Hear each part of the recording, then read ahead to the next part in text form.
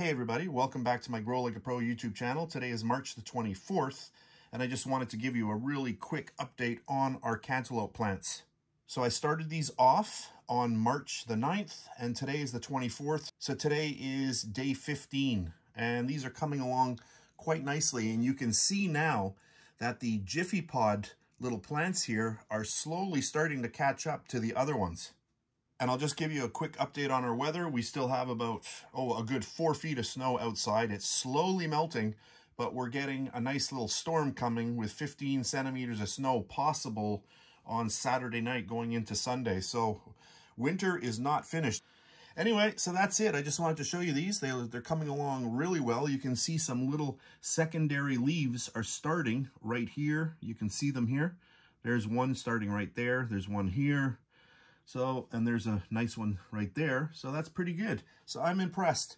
So anyway, I will keep you up to date on these. So that's it for this fast video, and I'll catch you on the next one.